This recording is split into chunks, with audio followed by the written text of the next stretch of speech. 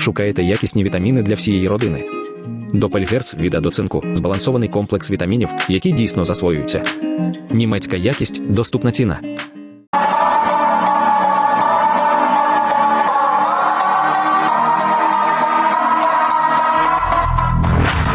Без втрати позицій, поки ворог то вкидає в пропагандистські телеграм-канали, а потім сам же спростовує заяви про примарні захоплення нових населених пунктів навколо Авдіївки. У Таврійському угрупованні військ звітують про ситуацію. ЗСУ стоять на закріплених рубежах. Як нищать ворожу техніку скидами та FPV-дронами, показують десантники 79-ї бригади.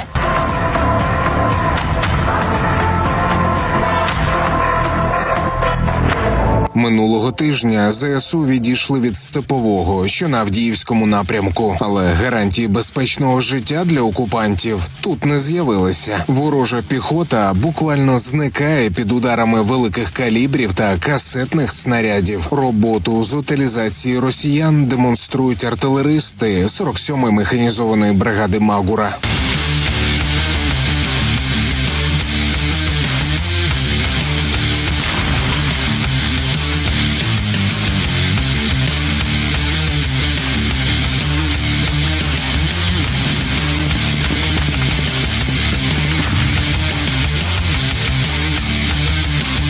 Але ворог досі має перевагу. І не лише у техніці чи боєприпасах, передусім у повітрі. Про це говорять бійці, які тримають оборону біля Бахмуту. Проблема з їхньою авіацією досить велика. Почалась велика кількість летить кабів, керованих авіабомб.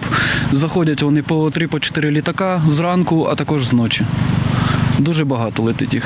Не так регулярно, як російські літаки, але намагаються дошкуляти і російські піхотинці. Вони пробують промацати українську оборону, але вкотре отримують відсіч. Окупанти по факту намагаються здійснювати спроби розвідка боєм на нашій ділянці, але вони не мали успіху. Вони понесли втрати в техніці та особовому складі. За останній тиждень, навіть фактично місяць, можна сказати, такі спроби декілька разів відбувались. І єдине, що ми спостерігаємо стабільно, це спроби ротації невеличкими групами переднього краю. Але вони виявляються, вони наносяться вогневе ураження як мінометами. Міна! Вуха! Встановлено лодку! І ключовий момент – ці удари по ворогу мінами українського виробництва. Вітчизняні оборонні компанії ще рік тому повідомляли про перші партії виготовлених 120 та 82-мм снарядів. Цього року, за твердженням урядовців, кількість вироблених українських мін зросла у десятки разів. І в той час, коли нова допомога від США у найближчій перспективі не очікується, міни Made in Ukraine відчутно рятують. Відповідно, ми можемо бачити, що це є вже міни українського виробництва безпосередньо, якими ми наносимо вогневе ураження. Також у нас є і західні боєприпаси, але їх вже менше стає, тому що ми перекриваємо своїм виробництвом. Україна нищить ворогів, а кремлівська верхівка нищить залишки мізків у російської аудиторії. Екс-президент-озамінник Медведєв виповз на буцімто просвітницький форум і почав міркувати про начебто споконвічний зв'язок країни-агресорки та українців. Украина – это не Россия. Вот эта концепция должна исчезнуть навсегда. Україна – це, безусловно, Росія. Безумовно, Медведєву варто шукати гарних лікарів, як це нещодавно йому радив речник Європейської комісії. Але про справжню природу амбіції російської недоімперії краще скажуть не у Кремлі, а нейромережі, які розставлять правильні акценти. Когда-то наш президент сказал, что границы России нигде не заканчиваются, да. Конечно же, это было некоторое преувеличение. Ведь границы России очень резко заканчиваются там, где можно крепко получить пи***ы. Олексій Пасак, 5 канал. Воїни, що тримають небо, щоночі на захист Харкова заступають мобільні вогневі групи 5-ї Слобожанської бригади. Вони збивають російські безпілотники. Бійці кажуть, порушення повітряного кордону шахедами фіксують чи не щоночі. Як відбувається підготовка до бойового чергування, бачила наша Оксана Нечипоренко. Кілька хвилин, аби зняти маскувальну сітку та налаштувати зброю. Так мобільна вогнева група 5-ї Слобожанської бригади готується до чергування. Наші задачі в случаї прильоту безпілотних літальних апаратів типу «Шахід» на територію міста Харкова. Ми видвигаємось на свої зарані оговорені позиції і там працюємо по знищенню цих літальних апаратів. В екіпажі 3 людей. Командир групи «Канцлер» до війни був менеджером проєктів. До сил протиповітряної оборони пішов, бо хотів захистити рідне місто від ворожих нальотів. Кожен раз, коли летить шахед, кожен з нас відчуває, якщо він летить через нас, і якщо ми його не посадимо любими способами, то він може прилетіти до моєї сім'ї, він може прилетіти до моїх близьких. То так, відповідальність дуже висока. На озброєнні в бійців американський кулемет «Браунінг» – надточна зброя, яка може вразити ціль на відстані кілометра 200 метрів. У нас є тепловізійний приціл і є екран, який дозволяє бачити теплові цілі, які до нас наближаються. На вогневу позицію група висувається тільки на отримує інформацію про пересування ворожих шахедів. Виявити темну ціль у небі допомагає прожектор. За допомогою прожектора ми можемо дати орієнтир для кулеметника, куди працювати, куди направити кулемет і де його шукати вже в тепловізійний приціл. Бійці кажуть, жодна ніч не проходить без повітряних атак. Ворог змінює тактику та дедалі частіше намагається виявити сили протиповітряної оборони. Все змінилося. Раніше шахіди летіли по заданим координатам, тобто майже по прямій лінії. І це було набагато простіше їх виявити, перехопити і збити. Зараз вони більше схоже себе ведуть на розвідувальні дрони. Тобто вони прекрасно знають, де їм можна летіти, де не можна, і постійно міняють маршрути, можуть облетіти і всю Україну. Але попри всі зусилля ворога, захисники українського неба зі своєю роботою справляються на відмінно. Остатки, да, от шахіда.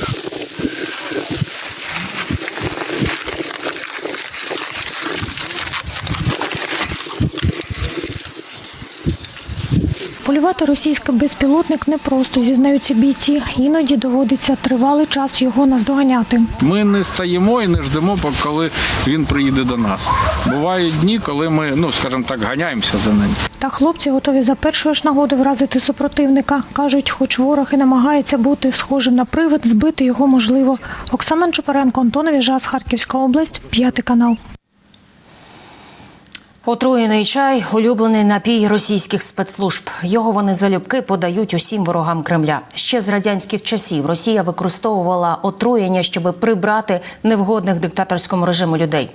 На рахунку КДБ та ФСБ десятки розправ за допомогою нервово-паралітичних та радіоактивних речовин. Своїх опонентів російська влада діставала із-за кордоном. 6 років тому цього дня у Великій Британії сталося одне із найгучніших отруєнь. У Солсбері скоїли замах на колишнього агента ГРУ Сергія Скрипаля та його дочку Юлію. Вони дивом вижили. Христина Катерина зібрала 5 найвідоміших отруєнь, які скоїла Росія. 4 березня 2018-го. Британське місто Солсбері сколихнула жахлива новина. На лавці біля торговельного центру знайшли непритомними чоловіка та жінку. Ними виявилися колишній агент ГРУ Сергій Скрипаль та його дочка Юлія. Скрипаль був російським шпигуном, завербованим Мі-6 службою британської зовнішньополітичної розвідки. 2010-го його обміняли, і відтоді чоловік жив у Великій Британії. На тепер відомо, що пана Скрипаля та його дочку отруїли речовиною військового призначення, що була розроблена в Росії. Зважаючи на досвід РФ у численних убивствах, санкціонованих владою, уряд Британії переконаний, що Росія причетна до замаху на життя родини Скрипалів. Такий вчинок Кремля здійснений на тлі низки проявів агресії – від анексії Криму та розпалювання конфлікту на Донбасі до втручання у вибори в Європі. Британські слідчі з'ясували, Скрипалів отруїли нервово-паралітичною речовиною «Новачок», розробленою ще в Радянському Союзі. Отрутою змастили ручку вхідних дверей будинку Скрипалів.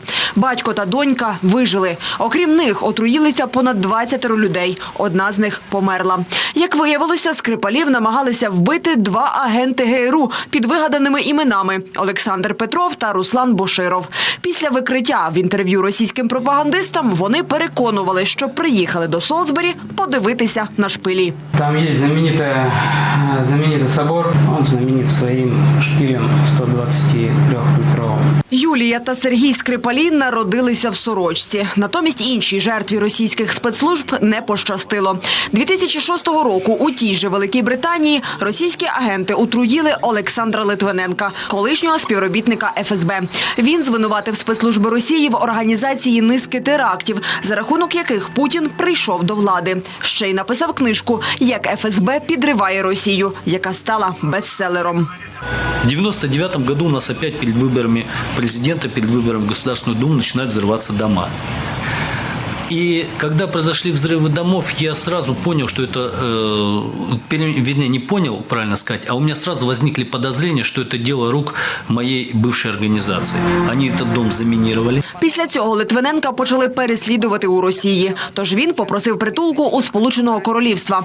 Там став агентом британської розвідки і передавав відомості про російську мафію в Європі та її зв'язки з російськими чиновниками.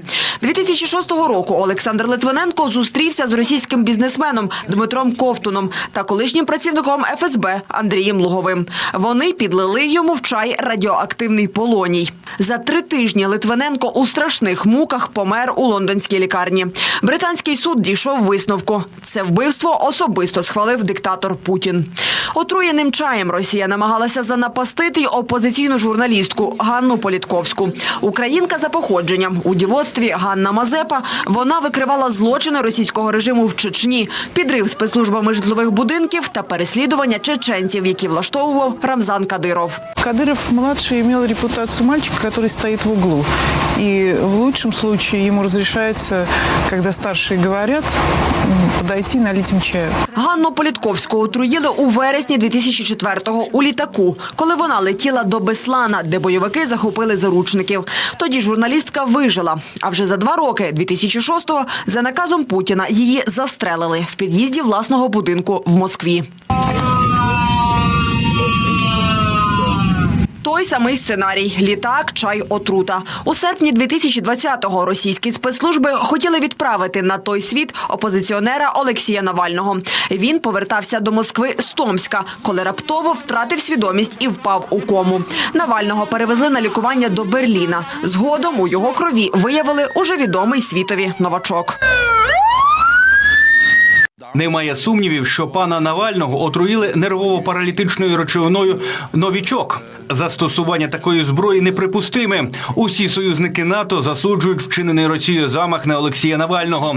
Після реабілітації в Німеччині Олексій Навальний повернувся до Росії. Відразу в аеропорту політика затримали і почали проти нього низку судових процесів. У лютому 2021-го Навального засудили до 19 років колонії особливого режиму, буцімто за створення екстремістської спільноти. Але за ґратами опозиціонер провів недовго. 16 лютого 2024-го його знайшли мертвим на території колонії. Офіційна версія – обірваний тромб.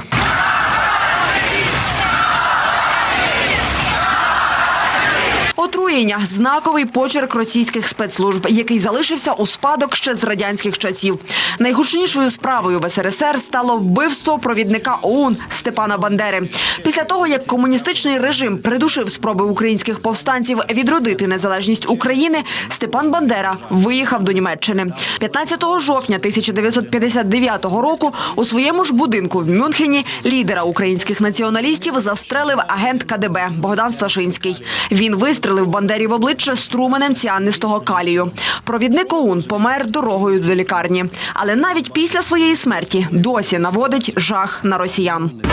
Наш Бандера, Україна мати, за Україну будем воювати.